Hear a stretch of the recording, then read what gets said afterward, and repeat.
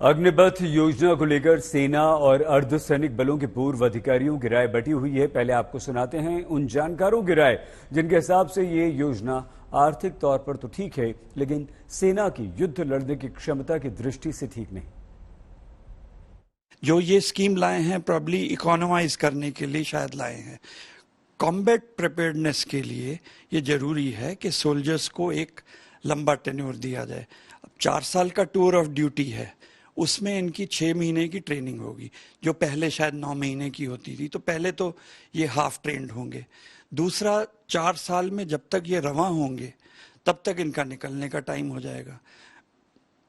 तीसरा एस्पेक्ट ये है कि इसी 4 साल के अंदर 6 महीने तो ट्रेनिंग हो गई और 3-4 महीने, 6 महीने नहीं तो कम से कम 3-4 महीने ये छुट्टी भी जाएंगे और करेंगे। तो इफेक्टिव सर्विस जो मिलेगी सिर्फ 3 साल की इनको मिलेगी। इस सर्विस में एक सैनिक के पास जो अनुभव है वो एक रेगुलर सैनिक जो परमानेंट कमीशन के लिए आता है, कितना फर्क होगा और वो कितना महत्वपूर्ण होता है? हाँ, तो जो अभी जो है कलर ड्यूटी है, मेरे ख्याल में 17 साल की है या 18 साल की है। तो जो एक्सपीरियंस किसी जवान को 16, 17, 18 साल तक में मिलता है वो तो इनके पास एक्सपीरियंस नहीं होगा। दूसरी चीज़, इनमें कमिटमेंट क्या होगी। इनको ये पता है कि 4 साल में ये चले जाएंगे फोर्स से निकल के, कमिटमेंट की कमी होगी। और जहाँ तक पेंशन वगैरह की सेविंग्स की बात है तो मुझे एग्जैक्ट फिगर्स नहीं मालूम है, 10-11 लाख का शायद सेपरेशन अमाउंट इनको दिया जाएगा, वो भी रिकरिंग हो जाएगा। तो पेंशन भी रिकरिंग है, ये अमाउंट भी रिकरिंग हो जाएगा। आज के दिन में तो हमें लग रहा है कि पेंशन बिल कम हो जाएगा, बट अगर इसको टोटल करें तो ये रिकरिंग अमाउंट उस पेंशन अमाउंट से बहुत ज़्यादा होता है। सो जो पर्पस से इस स्कीम को लाया जा रहा है वो भी नहीं अचीव हो रही है और मेरे ख्याल में कॉम्बैट प्रिपेयर्डनेस में इफेक्ट नेगेटिव होगा। एंड थर्डली, जो टेक्निकल ब्रांचेस हैं, जैसे आर्टिलरी में स्पेशलाइज्ड ट्रेनिंग है, आर्मर्ड में स्पेशलाइज्ड ट्रेनिंग है, ईएमई में, इंजीनियरिंग में स्पेशलाइज्ड चाहिए, और उसमें ज़्यादा समय लगता है। तो उनमें कैसे काम होगा?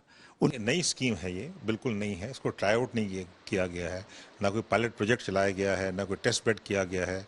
तो ऐसे जो फौज जो हमारी आर्म्ड फोर्सेज हैं, खास तौर से बड़ी इफेक्टिव आर्म्ड फोर्सेज हैं, वर्ल्ड में रिनाउंड है और हमेशा हमने जो भी टास्क दिए गए हैं बहुत अच्छी तरह से पूरे करें। 47 से ले लीजिए, 65-71 वॉर है, कारगिल है, अभी LAC की सिचुएशन है, LC पर है, जम्मू एंड कश्मीर है, नॉर्थ ईस्ट है। तो उसमें हमारा, मेरे हिसाब से जो हमारा सबसे बड़ी स्ट्रेंथ थी, जो हमारी ताकत थी, वो एक सोल्जर था, एक सेलर था, एक एयर वॉरियर था। आज हम उसी को चेंज कर रहे हैं।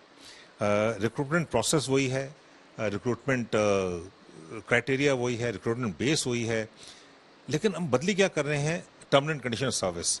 जहाँ पर पहले एक 2 से 3 साल तक तैयारी करके हमारे रिक्रूटमेंट आता था, वो सोचता था कि मैं ज़िंदगी भर यहाँ रहूँगा, लड़ूंगा, उसका जज्बा होता था। वो अभी 2 से 3 साल तैयारी करके 4 साल के क्यों आएगा? वो जाएगा दूसरी जगह, जाएगा दूसरे गवर्नमेंट जॉब्स में जाएगा, CAPF में जाएगा, पुलिस में जाएगा, यहाँ नहीं आएगा वो।